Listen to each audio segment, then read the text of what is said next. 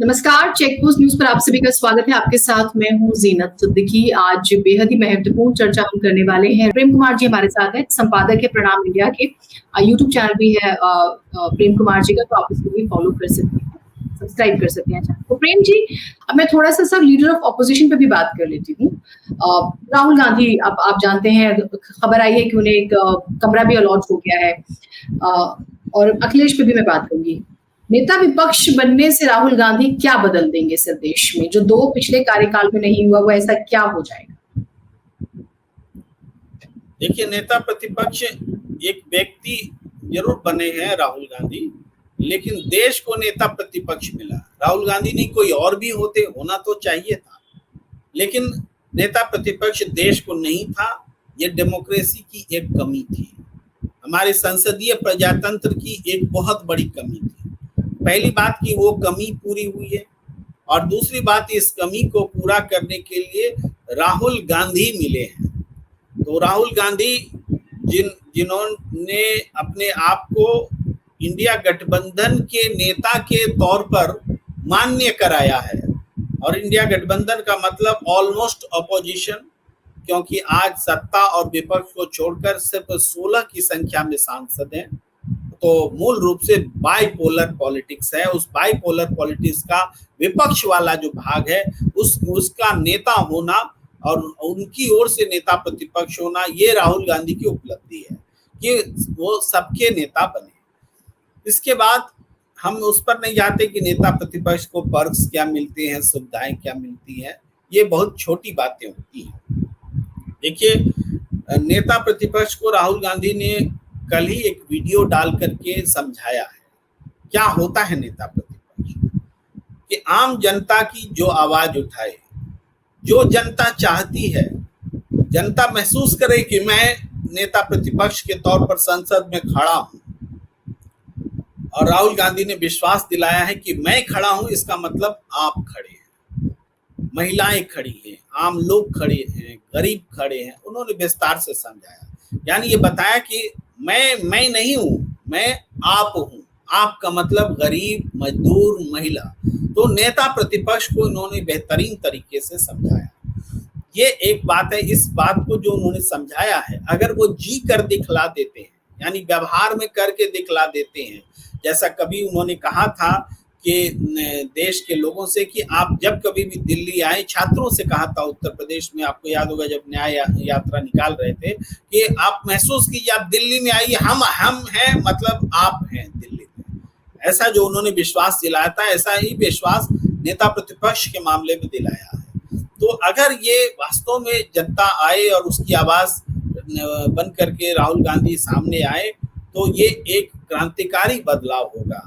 मतलब सत्ता तो आमतौर पर परिवर्तन लाती है, सत्ता का तो दमखम होता है, सिस्टम होता है, लेकिन प्रतिपक्ष के पास सिस्टम नहीं होता है। बिना सिस्टम के अगर उन्होंने जनता के सहयोग से एक सिस्टम बिल्डअप कर लिया, जो आवाज बनकर सदन में उभरे, तो ये एक बहुत बड़ी बात होगी। इसलिए हमें नेता प्रतिपक्ष के तौर पर राहुल गांधी का आना एक बड़ी घटना लगती है। इस बड़ी घटना की पृष्ठभूमि पिछले 2-2.5 साल से और इस चुनाव के दौरान बनी है। इस चुनाव के बाद राहुल गांधी अपनी पार्टी में मजबूत हुए, अपने गठबंधन में मजबूत हुए, एक विजन के साथ सामने आए, और फ्लोर पर भी एक केमिस्ट्री इंडिया गठबंधन के घटक दलों में बनी हुई दिख रही है।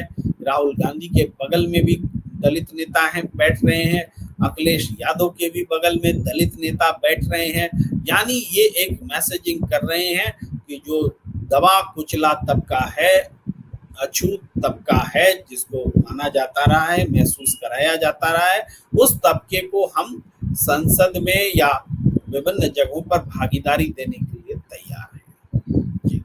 लेकिन ये अगर मैं मानूं भी सर, आपकी बात से सहमत रहूं, और राहुल गांधी ने स्पेशली भारत जोड़ो यात्रा के बाद ही अपने आप को साबित भी कर दिया, सर्व स्वीकार्य हो गए विपक्ष में, ये भी मान लेते, उनकी लीडरशिप एक्सेप्ट है। ओम बिरला जिस नेचर के हैं, जिस एटीट्यूड के हैं, जिन कारणों से उन्हें दोबारा मौका मिला है, मेहरबानियाँ उन्हें मिली हैं, माना जाता है करीबियाँ भी है नरेंद्र मोदी की, उन सबसे परे हमने कल भी उनका वीडियो देखा, उनका इतना रूखा व्यवहार रहा विपक्ष के सांसदों के साथ। इतना ईज़ी होगा? या कुछ लोग कह रहे थे कि 140 निकालें तो मन करेगा 200 भी निकाल देंगे बाहर, तो उसमें फिर राहुल गांधी के लिए क्या टास्क रहेगा? देखिए जीनत जी, ये तो एक पहलू है कि उन्होंने अतीत में क्या किया, वर्तमान में जो हमने देखा उसको सुनिए, उसको मैं ध्यान दिलाता हूँ। देखा तो हम सब ने कि ओम बिरला मजबूर होकर सुन रहे थे और एक एक वक्ता उनको आसन पर बैठने की बधाई देते हुए उनको उलाहने दे रहा था, उन पर तंज कस रहा था, उन पर डेमोक्रेसी को और विपक्ष की आवाज को नहीं दबाए जाएं, इसके लिए उनसे उम्मीदें जताते हुए उन पर व्यंग्यबाण छोड़ रहा था। मजबूर होकर के सुन रहे थे। इतना लाचार, इतना बेबस तो कोई विपक्ष का आदमी कभी नहीं दिखा जितना आसन पर बैठे स्पीकर कल नजर आ रहे थे। तो हम ये कहते हैं कि परिस्थिति जब बदलती है तो ताकत से वर्ष आदमी भी कमजोर हो जाता है और कमजोर आदमी भी ताकतवर हो जाता है। आज आप सदन में इसको देख सकते हैं, जिस विपक्ष को आप निकाल के बाहर फेंक रहे थे वो विपक्ष आज कह रहा है, सुप्रिया सुले को आपने सुना ना, बहुत मेहनत से जीत कर आते हैं हम, इतनी आसानी से आप संसद से हमें नहीं निष्कासित करेंगे ऐसी उम्मीद रखती है। ये सुप्रिया सुले ने कहा, एक सिंपल सांसद ने भी उनको लताड़ लगा दी। अब ये वक्त है, आप निकालेंगे क्या? आपको तो सुनाया जा रहा है भरपूर और आप सुनने को मजबूर हैं। तो आप भूल जाइए कि अतीत में क्या हुआ। आज मजाल नहीं है कि वो संसद के एक सदस्य को भी इस पहले की तरह उठा के बाहर फेंकवा सके। इसी संदर्भ में मैं आगे अखिलेश यादव की बात कर लेती हूँ। जैसे वो अवधेश पासी को लेकर बैठते हैं, संविधान की प्रतियां भी दिखाई जाती हैं, संविधान भी याद दिलाया जाता है, और अखिलेश यादव कल माना गया कि सदन में असली मास्टर स्ट्रोक तो उन्होंने ही खेला, जो प्यार प्यार में यूपी वाली लैंग्वेज में उनको नियम कायदे कानून सभी बता दिए, परंपराएं भी सिखा दी, और आपने जो बात कही उसका एनालिसिस सर कैसे करते हैं? देखिए, बात तो लगभग वही कही उन्होंने जो दूसरे सांसद कह रहे थे, लेकिन उनका जो स्टाइल था वो प्रतीकात्मक था, छायावादी था, व्यंग्यात्मक था और अर्थपूर्ण था। इन शब्दों के आईने में उनके भाषण को देखें तो जब वो कुर्सी के ऊंचा होने की बात करते हैं तब भी ये दिखाते हैं कि आपकी कुर्सी जरूर ऊंची हो गई है, लेकिन हम चाहते हैं कि आप और ऊंचा हो।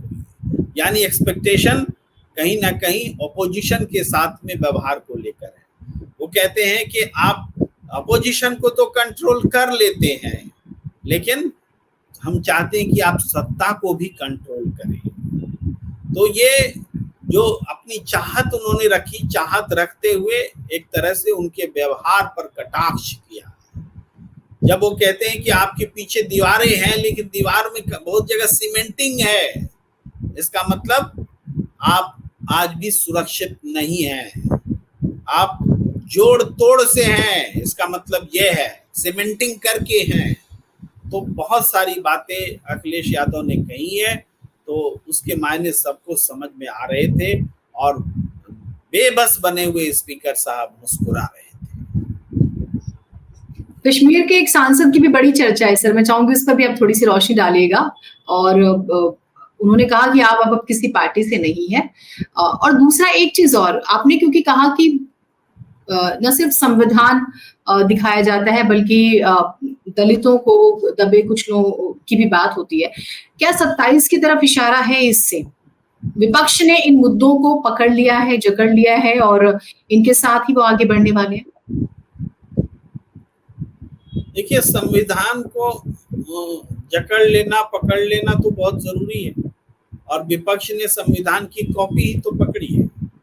अब संविधान के मायने जनता ने अपने तरीके से लिए, और जनता ने अपने तरीके से क्यों लिए इसके लिए आप राहुल गांधी और अखिलेश यादव को जिम्मेदार नहीं ठहरा सकते। राहुल गांधी और अखिलेश यादव ने तो संविधान की कॉपी ही पकड़ाई है। वास्तव में बीजेपी के तमाम नेताओं ने जो बयानात उनके सामने आए थे और उन बयानों में जो झलका था कि संविधान वो बदलना चाहते हैं क्योंकि वो बहुत कुछ ऐसा करना चाहते हैं जो बिना संविधान बदले नहीं हो सकता। तो वो कौन सी बात है जो बिना संविधान बदले नहीं हो सकता? तो इसमें देश को हिंदू राष्ट्र बनाना संभव नहीं हो सकता, देश में आरक्षण को खत्म करना संभव नहीं हो सकता, इस तरह की चीजें संभव नहीं हो सकती। तो क्या इसके लिए उनको संविधान बदलना जरूरी था? ये बात विपक्ष तो सिर्फ माध्यम बना, जनता ने मूल बात पकड़ ली उनके ही बयानों से। तो आज मैं कहता हूं कि हमारे हम लगातार चर्चा कर रहे हैं, एक हमारे पत्रकार महोदय ने, साथी पैनलिस्ट की भूमिका में थे, बहुत सीनियर पत्रकार हैं, उन्होंने कहा कि ये इस तरीके से संविधान हाथ में पकड़ करके वो कर रहे हैं सब लोग, इससे संविधान का वैल्यू गिर रहा है और कल को संविधान का मतलब नहीं रह जाएगा, लोग बोलते रहेंगे और संविधान का डिवैल्यूएशन हो जाएगा संविधान शब्द का और उसकी सोच का। ये बात उनकी टिप्पणी थी। मेरा जवाब ये है जीनत जी कि कुरान को साथ में लेकर के लोग चलते हैं तो क्या कुरान की अहमियत कम हो जाती है? हनुमान चालीसा लेकर चलते हैं, हनुमान चालीसा की कीमत कम हो जाती है, वैल्यू गिर जाता है? या गीता रामायण लेकर के चलने की परंपरा नहीं है, लेकिन गीता लेकर चलते हैं तो गीता से क्या कम हो जाता है? महात्म्य गीता का कम हो जाता है? तो संविधान लेकर चलने से संविधान का महात्म्य या उसकी महत्ता कम कैसे हो सकती है? तब भी आप ऐसा क्यों कह रहे हैं? क्योंकि आप डरे हुए हैं। पत्रकारों में बड़ा समूह जो सवर्ण तबके का है उसको डर लगता है संविधान से, उसी तरीके से डर लगता है जितना सुरक्षित महसूस करते हैं दलित और पिछड़े समुदाय के लोग संविधान से, और संविधान को हटाने या मिटाने या बदलने की बात भर से वो डर जाते हैं, उतना ही डर इन सवर्ण बुद्धिजीवियों को भी लगता है कि ज्यादा संविधान करेंगे तो कहीं ऐसा ना हो कि ये हम पर हावी हो जाए, तो बहाने से संविधान का वैल्यू खत्म हो जाएगा। अरे धिक्कार है ऐसी सोच पर, संविधान बोलेंगे तो उसका वैल्यू खत्म हो जाएगा। हम चाहे जितना हम संविधान बोले, संविधान को सीने से लगा के रखें, ये मुकम्मल बात है जो आज की परिस्थिति को बयां कर रही है। संविधान जब विपक्ष बोल रहा है बहुत लोगों को डर लग रहा है, इसलिए ये बड़े नहीं, अभी हमने एक हालांकि नाम क्या ही लेना, एक चैनल का इंटरव्यू देखा जो बहुत वो सेक्शन वायरल हो रहा है, नाना पाटेकर वाला, आपने देखा भी होगा, सर आपके पास सामने भी आया होगा, जिसमें पूछा जाता है कि आपके संस्थान में कितने मुस्लिम हैं, तो बहुत मुश्किल से एक कैमरामैन निकलता है और ऐसे ही पूछ लिया जाए कि आपके संस्थान में कितने दलित हैं, कितने ओबीसी हैं, तो शायद उसका जवाब भी ना रहे, जवाब देना पसंद भी ना करे।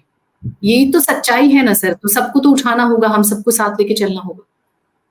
ये प्रश्न सबसे पहले हाल के दिनों में राहुल गांधी ने उठाए थे प्रेस कॉन्फ्रेंस में, और लगातार अपने भाषणों में उन्होंने न्याय यात्राओं के दौरान उठाए थे कि हालांकि उनके उठाने के तरीके में बहुत लोगों को असहमति थी, हाँ तुम किस चैनल से हो, किस जाति से हो, इस तरह से पूछना थोड़ा सुनना अच्छा नहीं लगता, लेकिन उन्होंने सवाल उठाए थे कि एससी कितना है आपके चैनल में, एसटी कितना है, ओबीसी कितना है, और ये सवाल इसलिए भी क्योंकि मीडिया एक अलग किस्म से व्यवहार लेकर आया है। तो क्या इसकी वजह ये तो नहीं कि वो भी संविधान बदलने वालों के साथ खड़ी है या उन वैसे सांसदों के साथ खड़ी है जो संविधान को, जो इसलिए जिनको 400 पार चाहिए क्योंकि संविधान बदलना है? आपको ध्यान होगा, मैं इसलिए कह रहा हूं कि मीडिया का बड़ा वर्ग 400 पार दिला रहा था, तो क्या मीडिया के इस तबके को 400 पार इसलिए चाहिए था क्योंकि उसको वो भा रहा था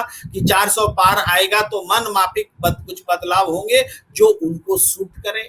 और वो मन माफिक बदलाव हिंदू राष्ट्र हो सकता है, आरक्षण का खात्मा हो सकता है, और भी कुछ हो सकता है। 400 पार वालों का कब्जा हो गया है जी। ये बड़ी इंटरेस्टिंग बात है। ओवरऑल अगर हम अब लपोल आप निकालें, हालांकि इस सेशन में तो सर कुछ बहुत ज्यादा नहीं होगा, लेकिन आने वाले 6 महीने 1 साल का विश्लेषण आप कैसे करते हैं? एक सवाल जो लोगों के मन में है कि सरकार तो वही है, वही कैबिनेट, वही मंत्रालय, पसंद के लोगों को सब कुछ मिला, प्राइम मिनिस्टर भी मोदी है, होम मिनिस्टर भी अमित शाह है, क्या बदल जाएगा? विपक्ष तो यूं ही उछल रहा है, क्या बदल जाएगा? कुछ नहीं बदलेगा, बड़े फैसले होने वाले हैं, कड़े फैसले होने वाले हैं। आप क्या एनालिसिस करते हैं सर? देखिए, बड़े और कड़े फैसले तो इस सरकार के वश की बात नहीं। आप लोकसभा में किसी तरह से कोई विधेयक पारित भी करा ले, राज्यसभा में आप नहीं करा सकते।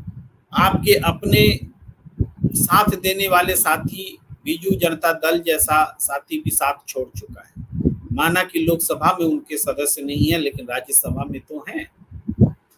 इसी तरीके से और भी जो राज्यसभा में पहले समर्थन दिया करते थे, वो साथी इनका साथ छोड़ चुके हैं। संख्या घटी है और घटेगी आने वाले समय में, क्योंकि अब जो चुनाव होंगे विधानसभाओं के, उसमें महाराष्ट्र हो, हरियाणा हो, झारखंड हो, तो यहाँ जब विपक्ष जीत कर आएगा, जिसके पूरे आसार हैं, तो राज्यसभा में लौटने की क्षमता आपकी कम होती जाने वाली है। यानी संख्या बढ़नी नहीं है, घटनी है, और विपक्ष की बढ़नी है। तो ऐसी सूरत में मनमाने फैसले तो आप ले नहीं सकेंगे, ये बात बीजेपी को मालूम है।